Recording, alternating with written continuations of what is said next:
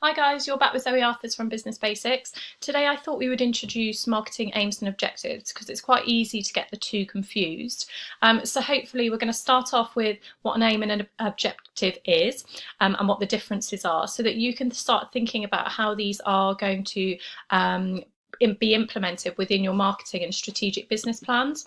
So we're going to go through a couple of examples for you. But to start with, what's really important is that you actually identify what an objective is. And usually these are short-term goals. So you could consider a marketing objective to be, for example, a short social media campaign in which you're planning to run maybe Facebook ads and you're going to hit a 10,000 followers as an example, or a demographic of 10,000 people. Whereas an aim is often linked to your overall marketing plan. So that could be, for example, that you're going to increase revenue over a 12-month period, and that's going to include the smaller objectives in a step-by-step basis. So an aim, in short, is the longer-term goal. You're wanting to increase profitability and revenue, whereas an objective is almost how you're going to get there through smaller steps. So maybe social media campaigns, maybe you're going to do a load of online Google AdWords advertising, but each of those will amount to you reaching your overall business aim. So your business should have both aims and objectives, and as I've said, in order for you to reach those overall aims as a business, which we all want to reach maximum profitability, you are going to have to step-by-step plan your immediate objectives, so your medium and your short-term objectives, in order to achieve those. So in terms of a much larger picture, it could be that you're considering improving your profitability. Maybe you want to diversify into new markets, maybe you want to increase your market share, or maybe it could just be that you actually in the early stages want to increase your brand awareness, and that in turn will promote loyalty. So just have a sort of a quick consideration as to what you would like to achieve with your business, and then think about the tiny little steps which you're going to have to think about in order to get there. And that's going to be really important, and then hopefully that will help you get your ball rolling when it comes to considering what your next move is going to be marketing wise. So the whole point of us identifying what our names and objectives are is basically so that we can understand what our customers' needs, wants and pain points are. So by understanding what your customer wants, you will then be able to identify what their buyer behaviour will be, and that will help you tailor make your marketing campaigns to be basically individualized messages to your individual customers. What you want your marketing campaign to do is basically individually talk to each and every single customer and make them feel as valued as the next. What you don't want to do is just throw out a marketing campaign in the hope that you will reach a few people and that will generate the odd sale, but rather you really want to tailor make it. It could be that you want to develop new products, okay? So maybe when your customers' needs or demands, or maybe they've identified that actually they need something in a different way, a different colour perhaps, maybe it's on trend in fashions, maybe they need a slightly different product to suit their needs, you're going to be able to do that because you're going to understand exactly what your customer needs and wants. So being the first to offer diversification can often lead to an increase in sales, profits and market share. So as soon as you start to see that dip in your products being purchased, that's when you really need to start investing back into your research, talking to your customers. Why have they stopped buying from you? Why has their quantity decreased? Is it just because there's a downturn in the market, or is it because they're actually looking for something slightly different? So consider all those options, but most importantly, maintain that relationship with your customer base. Show them that you're listening to them the entire time and that you're adapting to meet their business needs. Now, this is one that we all want, and that basically means improving profitability.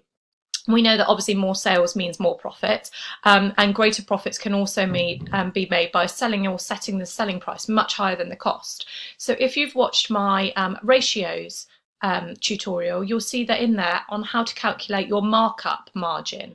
Now, remember not to undervalue your product, but maybe have a look at the research, have a look at the competition and see what that's telling you. But just be really proud of the product that you're actually selling, because actually that enthusiasm when you're coming to making those all important sales is probably going to be the hook that actually makes those customers purchase your items in comparison to maybe buying from a competitor.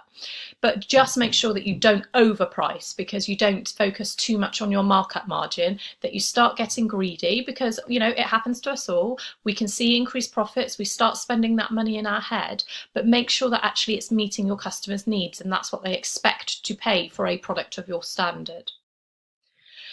It could be that you want to increase market share. So we all have competitors. Unless we're bringing out a brand new innovation, which is highly unlikely, we're actually going to need to know exactly what our competitors are up to. And that means that, yeah, we're going to have to buy from them, because actually we're then going to need to see their processes. It will allow us to identify from end to end how they meet their customer needs and why perhaps that they've managed to get such a market share. So don't be, don't avoid having a conversation with your competitor. Ring them, ask them questions that perhaps you want to know from a customer service point of view. Purchase from them, which is the greatest way, because you can really analyse, as I say, from end to end how they're meeting their customer needs. Follow them on their social media streams. Read the comments that customers are putting about the business to get a general feel of how customers are responding to them as a business. And all of that will help you create this much larger picture of hopefully where you can then slide in because you would have identified a gap in the market. What you should never do there in terms of market share is just try and pinch customers directly from them. So if, for example, I've seen it before, people have followed me on social media on one of my CV writing businesses, and actually another CV writing business has come in on the comments that people have put and testimonials and said, oh, well, if you come to us, we could have done it £10 cheaper. Don't do that. It shows smacks of desperation. And yes, you may get those 1 or 2 clients, but actually, is that worth it? I would much rather have an open relationship with my competitors, where I am able to gain as much information about them as I can, and where actually you almost get this mutual respect in the market, so that you're then not entering price wars, and then that's not hindering your profit margins. We all want this. It's about increased brand awareness and loyalty. So a brand, product or service that is memorable means that your customer is more likely to buy from you rather than a competitor. So this is where we need to carry out our focus groups. We need to make sure that our logos, our stories, our mission and our ethics, and everything that we put out on social media and in advertising campaigns is all completely linked. So even things like if you're doing maybe a Meet the Maker video where you're showing your processes behind the scenes, make sure you just watermark that image and that video, so that actually it's always got your brand on there. And people make mistakes. They put pictures up, but actually then they'll write a sort of a small write-up.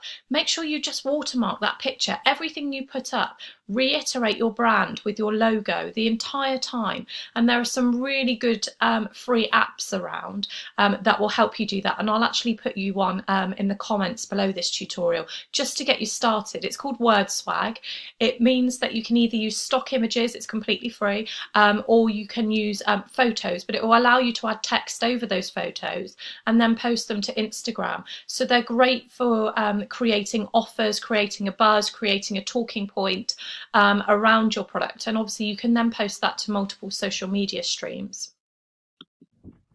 So that is a very quick overview of aims and objectives. Obviously we've covered what an aim and objective is, but hopefully it's given you just a really sort of a couple of good ideas on how to get you guys started with your marketing plan. So remember, you're going to need really small step-by-step marketing strategies to start with. So social media strategies, maybe you're going to go and do some guest talks, maybe you're going to go, I don't know, a market stall, and you're going to introduce your products to your demographic of customers before you're able to reach those much longer term aims and goals of increasing profitability. Thanks for watching, and I'll see you in my next tutorial. Bye.